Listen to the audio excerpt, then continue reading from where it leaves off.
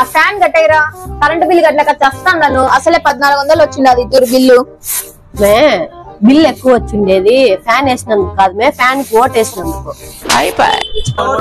మళ్ళీ అన్నకే మళ్ళీ అన్నకే మళ్ళీ అన్నకే మళ్ళీ అన్ననే గెలిపించండి అమ్మా. మద్యపాన నిషేధం చేసినాకే ఓట్లు అడుగుతామని చెప్పి మళ్ళీ ఎందుకు వచ్చిండారు? నిషేధంలో భాగంగానే కదా తల్లి రేట్లు పెంచింది. అట్నా మీ దృష్టిలో నిషేధం అంటే ఉన్న మందును తీసేసి అన్న మందు తీసుకొచ్చి రేట్లు ఎక్కువ పెట్టి అమ్ముకోవడమా? ముందు నా మగుడు సంపాదించిన దాంట్లో ఎంతో కొంత దాగా అంతో ఎంతో ఇస్తా ఉన్నాడు. ఇప్పుడు ₹1 దానికి తోడు ఈ మాయదారి మందు వల్ల నెలకు తూరి మంచాన పడతా ఉన్నాడు. ఇంకొకసారి ఆశీర్వదించండి తల్లి, ఈసారి పూర్తిగా మద్యం అనేది లేకుండా చేస్తాడు. మీ జోబు నింపుకోవడం కోసం మా పొట్ట కొట్టినారు, మా పుస్తలు పెట్టుబడిగా పెట్టినారు. మళ్ళీ ఏ మొహం పెట్టుకొని వచ్చి అడుగుతాండారు ఓట్లు?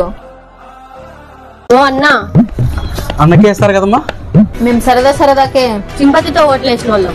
మీరు మద్య నిషేధం పేరుతో మా మనోభావాలు తాడుకున్నారు. చూసుకోండి మళ్ళా.